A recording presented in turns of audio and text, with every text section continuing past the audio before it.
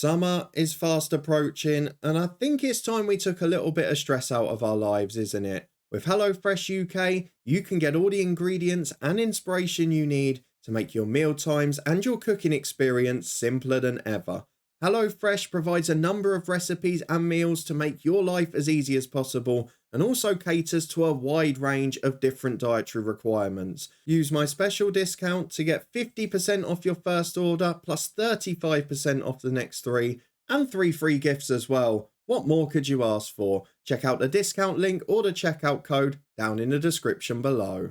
Well, it's finally a done deal. Did anyone get it? We have got our latest arrival to Distillery to meet in today's episode. We've also got 2 very big cup games coming up, including one in the Europa League. And whisper it quietly, we're starting to show signs of form.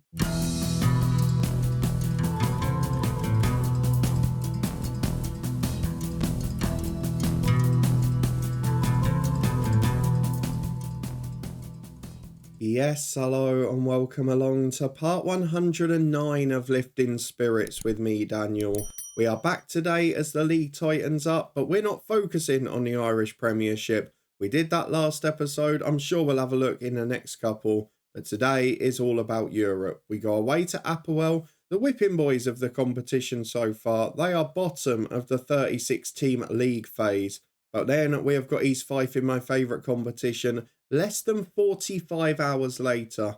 And that is going to be a real test of our squad depth and our backup team. And hopefully we'll be able to bring a certain debutant in for that game because we can't register him for the league yet. We can't register him for Europe yet. But the arrival is something to be excited about. If you're looking forward to all the action today, please do put a thumbs up on it. And we start with good news for today's match because Apoel have got 2 very good young players on loan from Manchester City, and neither of them can play today because they joined after the Europa League squad window shut.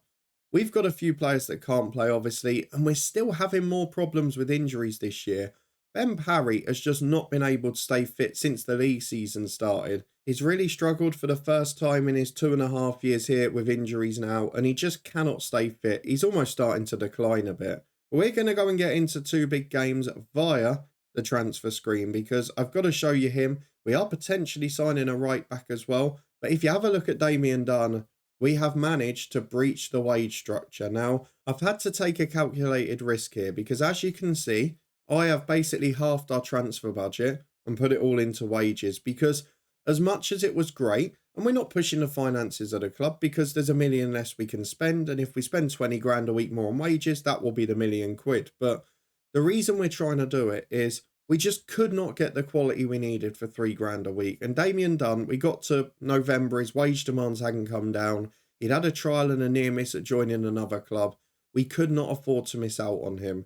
So DUNN will be coming in for £3,600 a week.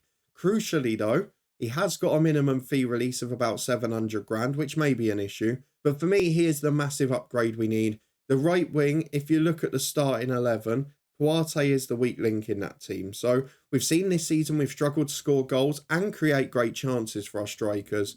Well, maybe someone like this will be able to unlock a door. He can also play number 10 naturally, of course. With Morgan Griffith's injury rate, that's not necessarily a bad thing. With that done though, let's have a look at the results we've achieved before he's joined the football club. And since the last episode, it's only 1 defeat. That one at the hands of course, our main title rivals Linfield, or will they be this year in fact. But after you were with me for that really disappointing draw against Glentoran, thankfully we played the whipping boys twice in a row in the league. Bangor, yes, that great stat, they've come up from the 3rd tier like us, but they've not picked up a point this season, and they're actually making it very easy for the other top sides to boost their goal difference a bit. We won 2-0 at home, Puarte and Lafferty getting the goals there. We then lost 2-1 against Linfield in the League Cup quarter-final. Rory Lennon scored in the first minute for us, and it was just too early. We couldn't hold on. Neil Kay made a mistake for the winner as well. A 4-0 win against Bangor followed again. 2 for Cameron Goss from set pieces, 1 for Simpson, 1 for Ben Parry. A 2-1 win at home to Ballymena. Ben Parry scored an early goal again. Luke Smith got the winner in that one. And then a really encouraging performance at Glentoran on Saturday, our best for a long time. We had to be patient again, but Lafferty, Varma and off the bench Maurice Simpson with 3 goals to make it a comfortable win. Now we've got 2 cup games where we've generally not been as bad this year because they are sides that will come out and play against us. And away to Apoel, we'd probably expect to win now if you look at the Europa League. Everyone's played 5 games. We've picked up 5 points as of Linfield, so we're both picking up a bit of coefficient work for the nation. But Apoel have not picked up any, and their goal difference is -17. I'd probably be disappointed if we didn't win this. Look at TNS flying at the top with the likes of United and Chelsea. Welsh football's doing all right this year. But the big question for us is, can we sneak into that 16? We've got to play the bottom 2 in Apoel and Malmo yet. But Malmo played Linfield off the park in Champions League qualifying. And if it goes to the last game, we know we're not getting anything against Napoli, are we? So these 2 games become absolutely crucial. East Fife will have to play the reserves. But let's go and get straight into this one. It is Apoel away. It is a chance at 3 points. Linfield are going to Mulder as well. Not the worst game in the world on paper. They're near the bottom as well. Yep, they're 1 below us on 5 points. So hopefully both of us can get a result today. But we're the ones I'm really worried about. Despite the 2 loanies they can't play, they have got 2 or 3 other very good players. But it's a league that's not loaded. The rest are greyed out. So we've got half a team that we should be beating. 10,000 fans in, a rotated squad to come.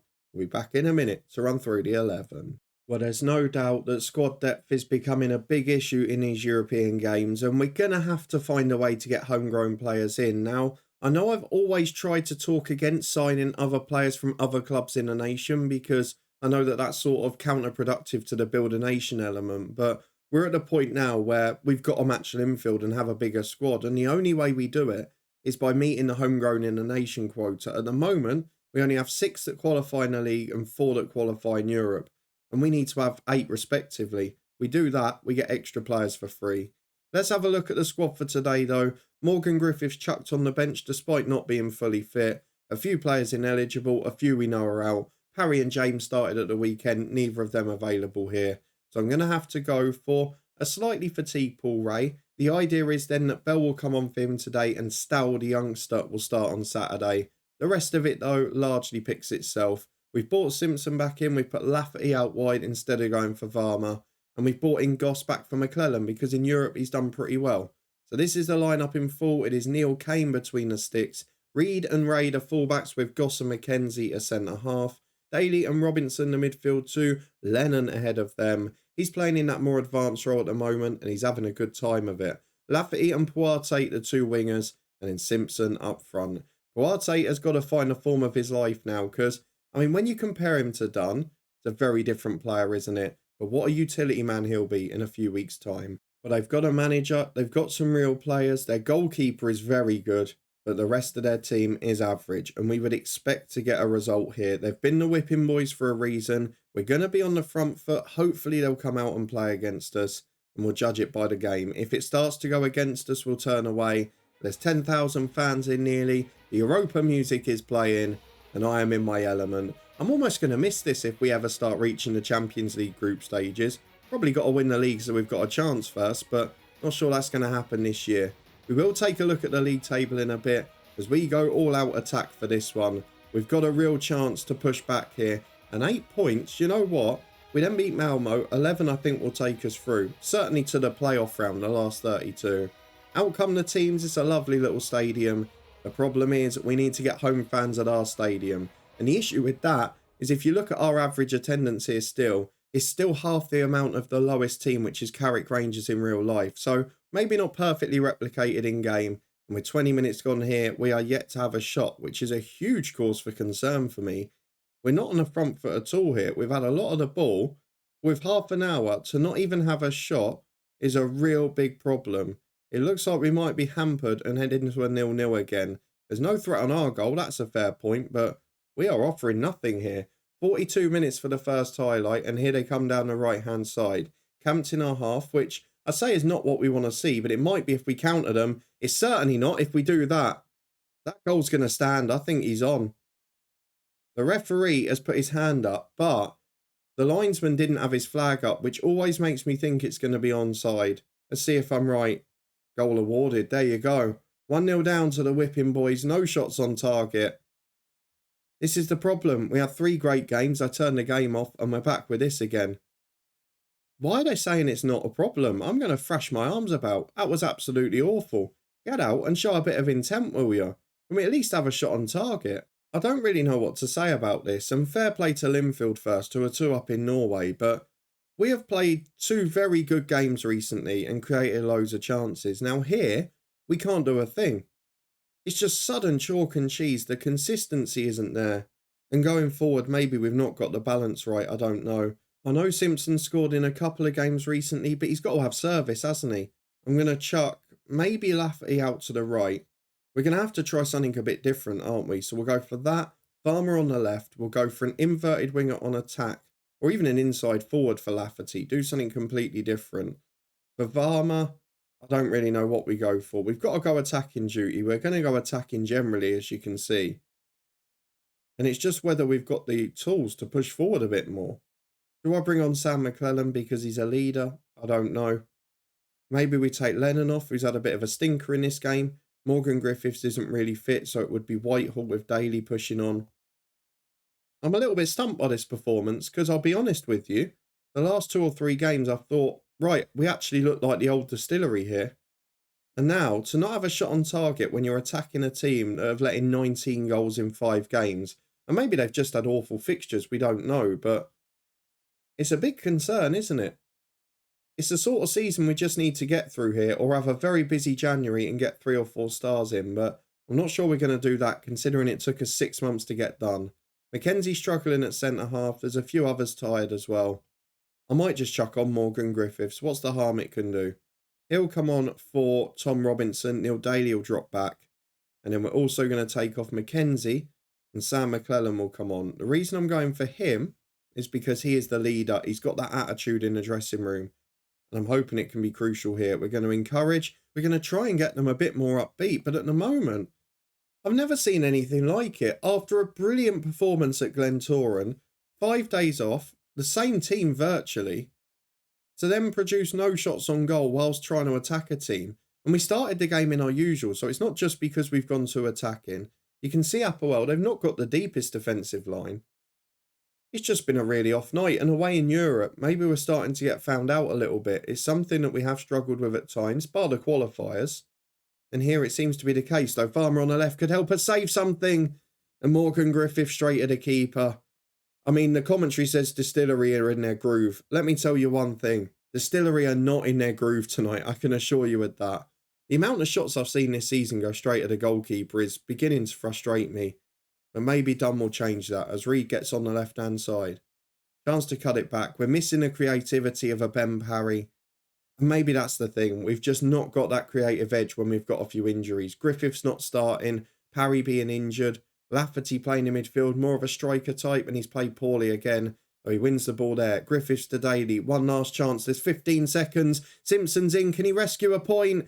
Yes, he can. Morris Simpson gets the equaliser. A result I would not have been happy with at the start of the night. But in the 94th minute at 1-0 down, we will certainly take a point on our coefficient. We probably deserve it over the course of the game. There's nothing between the sides on the stats, but we're maybe going to have to change our style next year because at the moment we're keeping the ball lovely, but particularly in the league and in these tough European games where teams are either sitting deep against us or countering us, we are getting found out a bit. So maybe next year we need to go to a more intense, a more high-pressing game. If we're going to keep the ball, it needs to be higher up the pitch.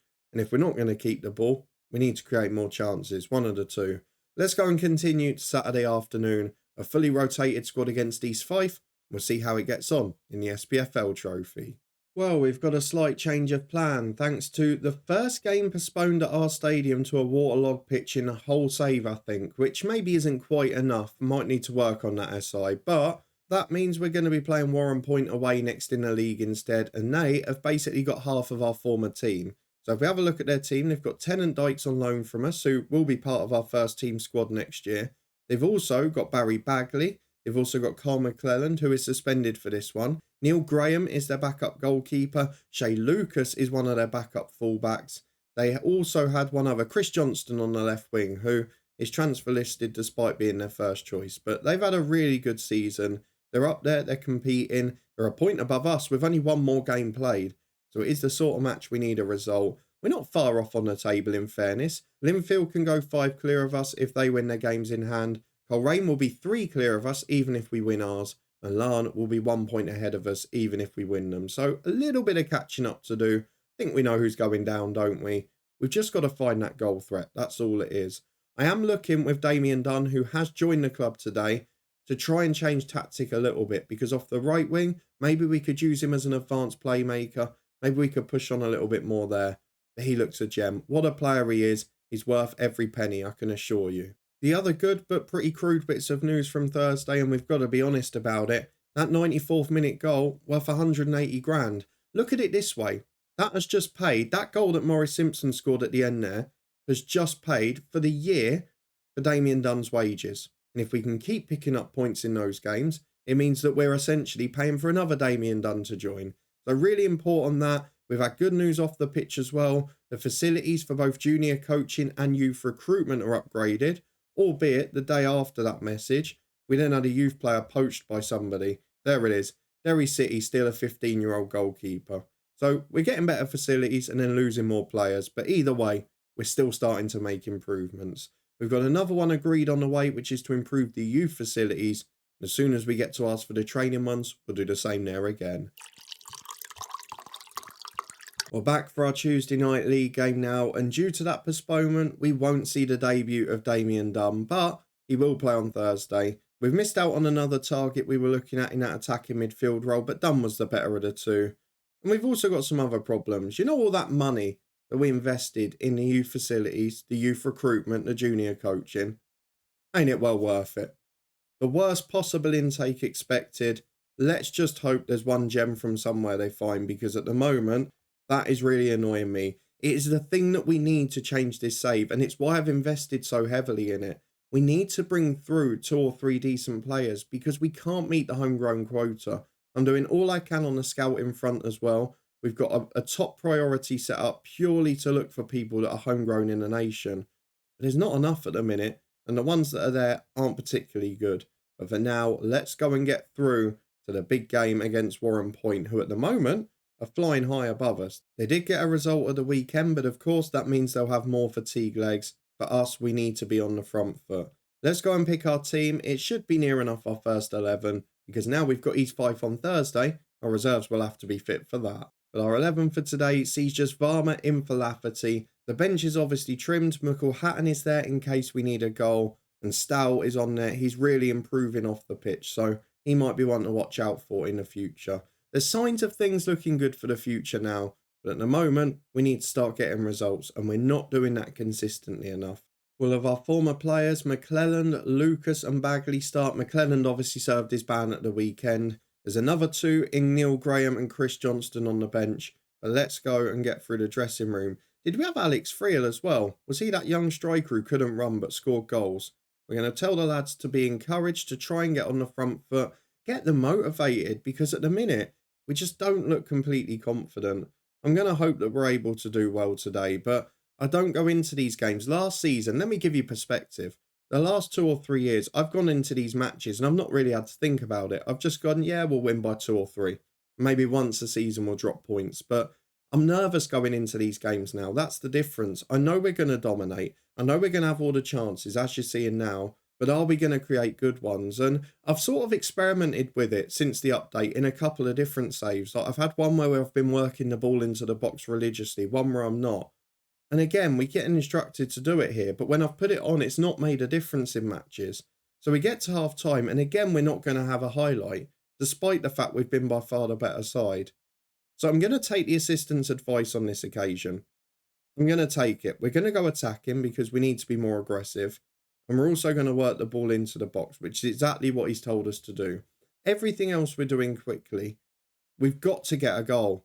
And I know we score a lot of our goals late in this league. It's not a surprise when we're playing some semi-pro teams now, but the lack of creating good chances is something that has become a new thing. As Robinson crosses in, Mackenzie heads over, we're not even scoring the set pieces. It's a real concern because I've not seen us look less creative and be less good in front of goal for a long time, as Robinson gets the ball to Varma, through to Daly and Lennon, got a man across in Simpson, brilliant goal. Then you see goals like that and you wonder, why does it not happen more often? Now, you could argue that's worked the ball into the box working, but most of the goals we score are like that in the league.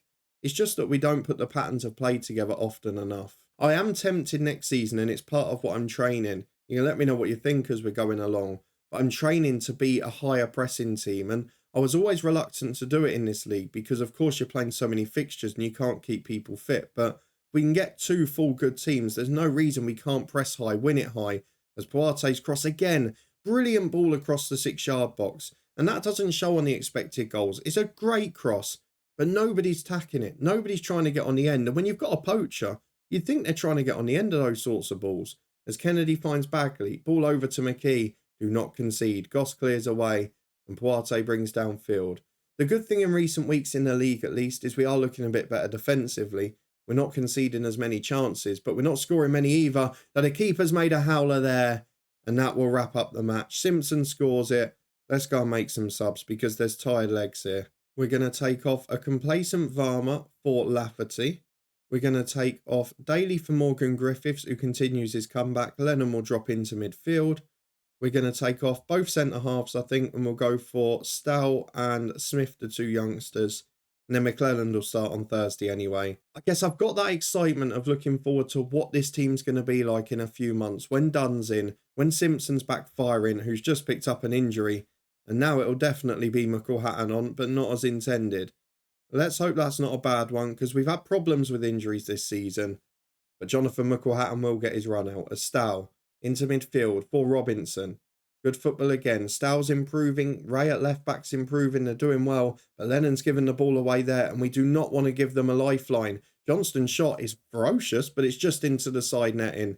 And we get away with that. We should see this game out. I guess the expected goals has gone up massively, but then look at this now where we're working it into the box. We're not having as many shots. So it's hard to work out which is best, but I'm going to stick with it for a few games now and see what difference it makes. As Smith's got the ball at the back. He can play out to the right to Reed. Instead goes into Lennon, who has given the ball away a few times since the second goal. Robinson with a switch to Ray. It's good stuff. I am a little bit tempted to go more direct as well, but I do like keeping the ball and saving fitness. And not when McElhatton's passing like that. Johnston brings it away downfield. Kennedy gets in. Wide to Ferry on the right. Lafferty intercepts. Good hard work that. Griffiths brings it away. And I wonder if when we go to a higher pressing game, will it stop that where teams are able to get in easier? As McElhatton goes through, Griffiths sets it up for him. 3-0. And you know what? He's nowhere near the quality of the squad now. And he's probably our 4th best striker on paper. If you give McElhatton a chance one-on-one, he is still the striker I'm most confident of taking it. And that's why I'm going to keep him around for a while. It's a 3-0 win. It's a really good second half performance. And maybe we've taught ourselves something tactically. We're going to stick with it for now. And hopefully, combined with the good new signings, it will have a positive impact. Well, it ended up being a pretty good day for us, didn't it? That last-minute goal against Apoel, a big win against Warren Point. We're now comfortably above them in the league if we win our games in hand. Coleraine lost as well, so we can catch them soon. And we'll be just 1 point behind Larne and a few behind Linfield. But Linfield progressing in all the cups doesn't harm us at the minute. So I think we're going to leave it a little while now. I showed a lot of the start of the season. Let's get all the way through to the end of January. We're going to show Napoli and transfer deadline day. We know we've got Damien Dunn in. We know now that John Lynch will be joining us at the start of January, who's a very good defender, good leader as well, which is something I find important. We are trying to build this squad to the next level, and we want to be able to test it against a side like Napoli, even though the new boys won't be able to play. If you did enjoy this episode, let me know what you think of the tactical tweaks I'm planning and the ones I made in-game there, and please do put a thumbs up on it. How pleased are you to see Damien Dunn come in, and how many more of him do we need to get to the top level? Let me know your thoughts in the comments, because we are the 3rd best side on paper in this league still. Subscribe down below if you want to stay up to date with daily content from 2 long-term stories, and turn that notification bell on to make sure you don't miss a beat. A very busy week on the podcast channel, that's in the eye above, as is the Twitch channel and much more. But a massive thanks for watching. Your continued support is appreciated as always, and I'll see you back here next time. More big action with Distillery.